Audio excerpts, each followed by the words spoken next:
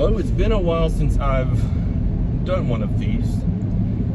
My car that I had, it would make too many little noises to where anytime I would video inside there, it would be very distracting. So this channel and my other channel, the one where I actually film when I'm driving somewhere, going down the road, and it would make too much noise and very distracting. I would try to put background music on the other channel over it, but sometimes that background music got a little annoying, and people would rather hear just the sounds of someone driving on the road or whatever, traffic like that. And so I just haven't done one for a while. Look at the sun coming in here. So now I have a Bronco Sport, 2025 Bronco Sport, and I really like it. It's years ago when I first started driving, I remember I had a Jeep, but since then I've always had cars lower to the ground.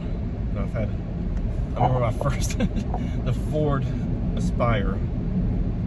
I felt like I was driving like just a bubble down the road. I remember I had a friend in college tell me it felt like they were, we were riding down the road in lawn chairs. Because the seats weren't that comfortable. It was just, they were seats, but it did feel like you were sitting in lawn chairs driving down the road. You know, then I had different cars like that since then, and then now I have this Bronco, which I really like. It's the first time I've had a vehicle like this type of vehicle in, gosh, over 20 years probably. And so now it has all the modern gadgets and everything. I like it. So now I can go back to filming to where the only distracting noise is these West Virginia rural roads that are have potholes and patches everywhere, like that. And of course my air conditioning. I like to use. I have it blaring. I have it turned down, but I just like, when I drive, I like to have all kinds of air like beaming at me real hard. I would do these live, but there's a section from where I live, my house, until I finally get closer to the interstate.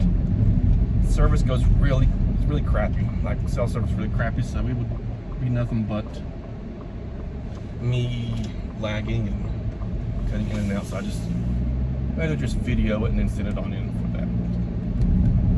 I am on my way to an elementary school in the district. We have a student teacher who, we're at midterm now, and so it's time for his like midterm evaluation. So I will meet probably with him and his mentor teacher, and we'll go over with the rubric how he's been doing so far this semester. The way student teaching was working, we've moved away from the student teaching model, and I'll talk about that here in a second. I think I've already talked about it in an earlier video. Oh, I have never stopped at this red light here. I mean, I would stop at it if it was red, obviously, but I've never had it turn red like that. And so, wow. Okay. And so, student teaching, you have to, if you're elementary, which what he is, they've got that white line so far close to the, you have to like look up like that to see if it's it turns. You do 6 weeks in somewhere in K through second, and then you do another 6 weeks in 3rd through 5th grade, somewhere in that area like that. And so this first 6 weeks, 6 or 7 weeks, I can't count up there. I think it's 6 weeks. This first 6 weeks he did his student teaching in a 2nd grade classroom. It's funny watching, it's not funny, it's interesting because he's like a 6'8", and he's not 6'8", but looks like he is.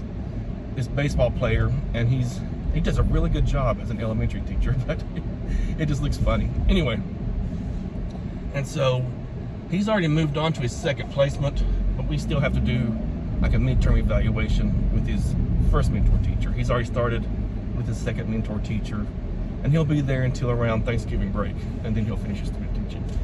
He got grandfathered in under the student teaching model because he was a transfer from Kentucky.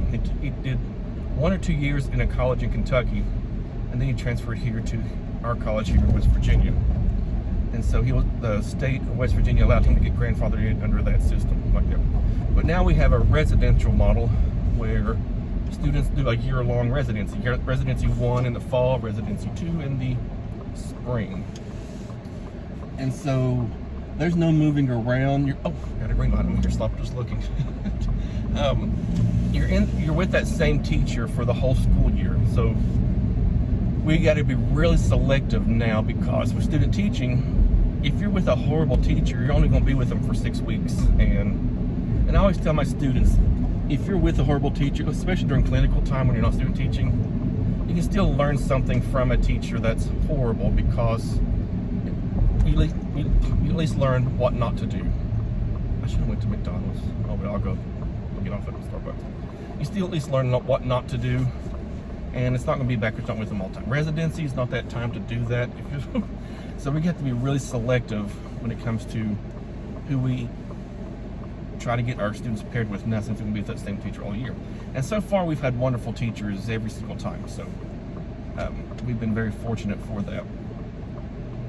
And so residency, the way we do it at our college, I know different colleges throughout West Virginia do it a little differently. The way we do it is the students will go to their placement all day long, just like a regular teacher would, all day long, 3 days a week. And that's dependent on what they're taking, because they still have to take a class or two that fall. So I think this group, I think it's Monday, Wednesday, Friday they go, and then they have a Tuesday and Thursday class.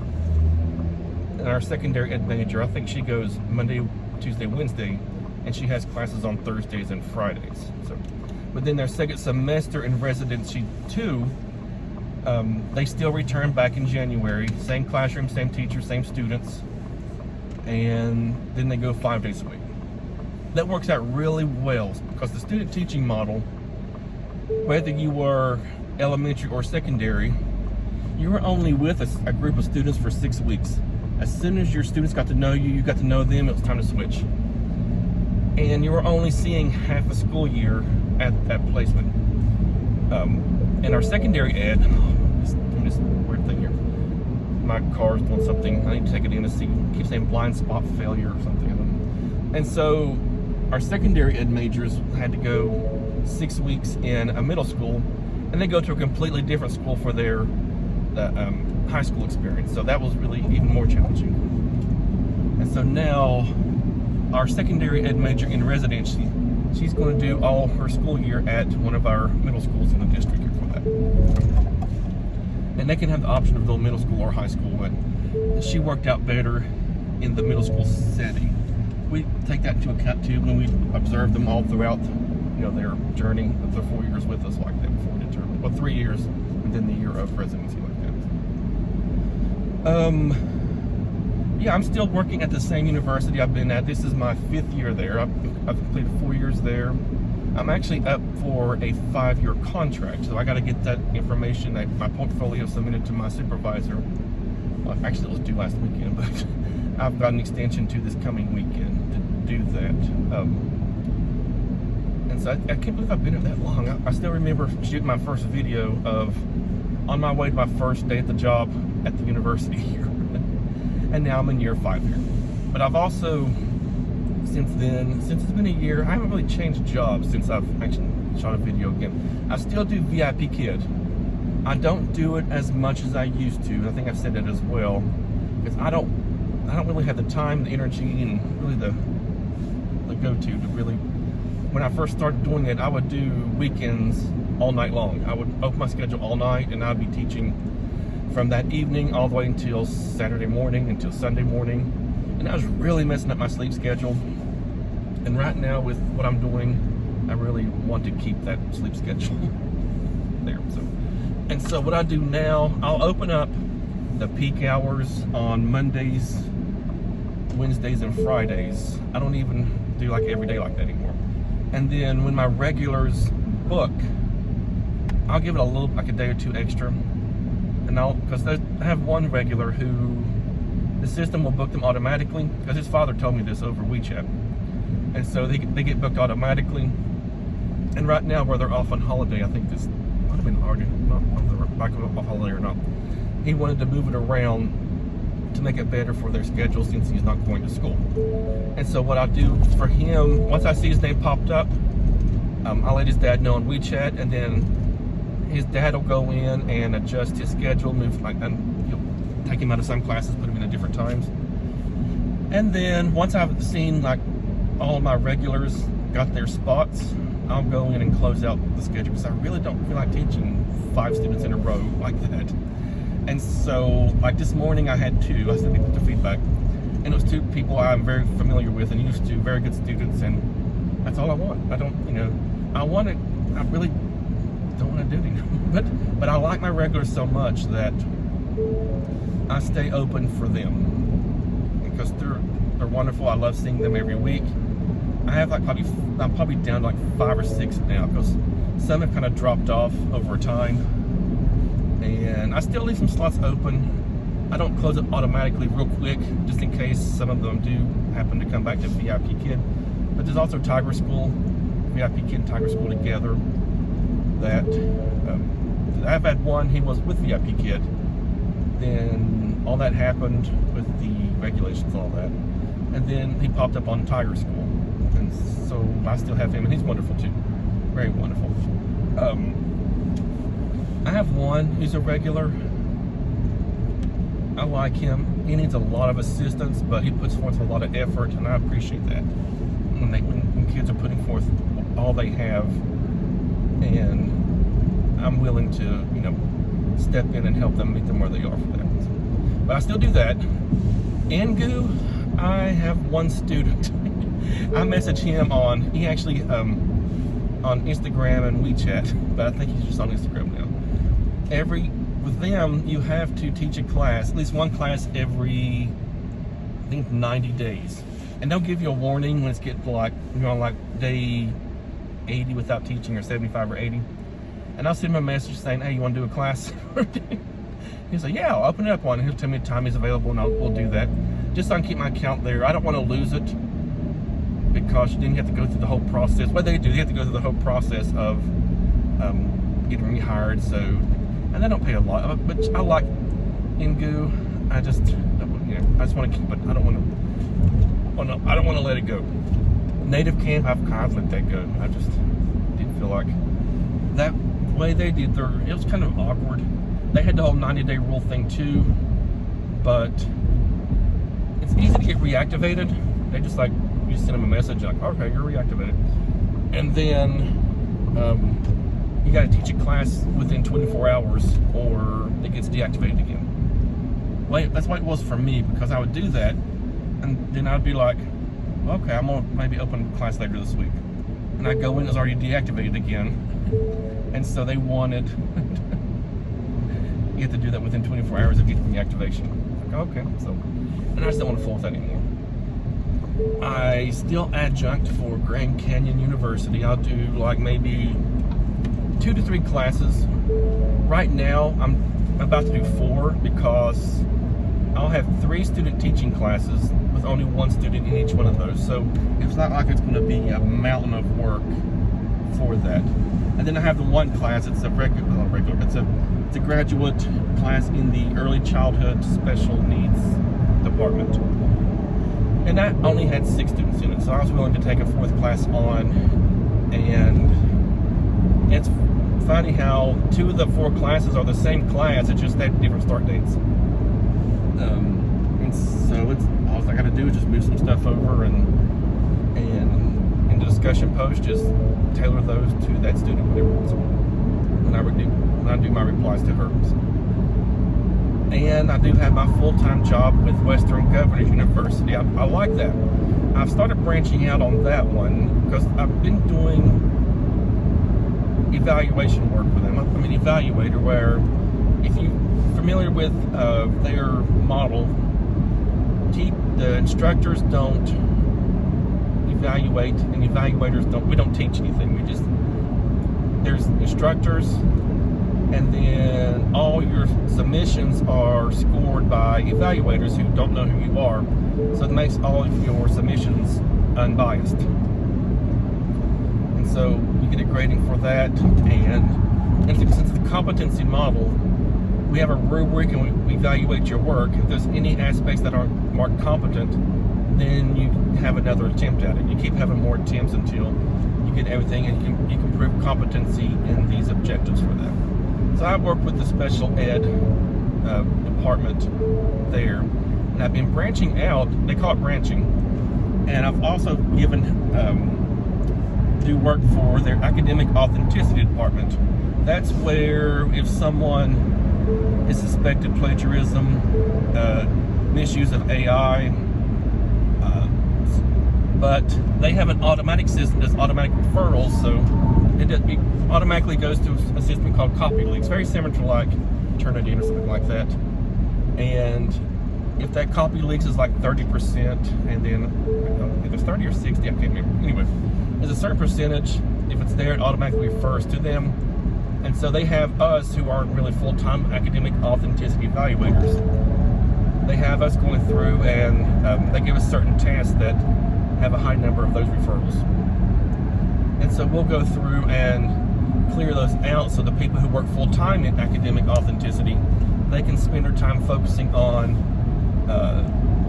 when referrals happen with a student that might have plagiarized. Go through all that, checking, doing the research, and doing all those things. Now, not to say that we don't find that. Sometimes with the ones we have that are large number of referrals, every once in a while there might be a hint of overt AI or plagiarism or something like that we have to report in. And according if they've done it in the past, they'll get a warning. If they've done it in the past, then WGU takes it very seriously. The second time, you go through an investigation, and there's sometimes they'll make you go back and do your whole degree program again, like that. So there's been cases where it's been so severe to where they will, what am I doing? They will have you, they'll revoke your degree. And so they really take it really serious. And so I can't even speak today because I'm trying to focus here on my things. And so I've been working with them a lot with that as well. So I've been keeping pretty busy with Western Governors. It's a very good school to work for. Staying at home, work from home is the big part of their. Now they do have on-campus jobs throughout the country. They have campus scattered throughout, different states here. I know Ohio might have one, North Carolina. I think there's different states around here that have that. Of course, they do have some like nursing programs, I believe, that are in person like that. And then they have administrative work that are higher ups. They they have to work in person at the headquarters in Salt Lake City. So I'm far down the food chain, so I'm not even close to being considered one of them. So, and I'm happy with that. But that's me right now. I'm getting ready to turn in here to Starbucks to hopefully order something.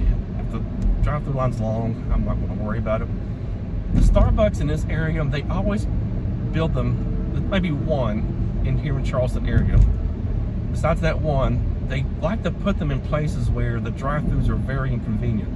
They'll like back up out into the road, or they block all the parking. There's one in like South Charleston area that isn't like that. But the rest of them, if there's a long drive-through that's backed out in the road, blocking traffic, blocking all the parking in that area, even if Starbucks is not the only thing there. And I don't get their planning. I don't know if it's a Starbucks thing or what, but alrighty, I will hopefully do more of these now that I say that now this do keeps popping up, but that's not a big deal. I don't care about that. I just need to take it in. When it's new, they need to like maybe some wirings or like a little bug in the system or something. And it's not something that's super serious. Just says blind spot is doing something, cross traffic system fault, and that's just. I guess I got to pay attention to the blind spots more carefully. But alrighty, thank you, and I will see you all. Well, I won't see you, but you'll see me next time. Bye.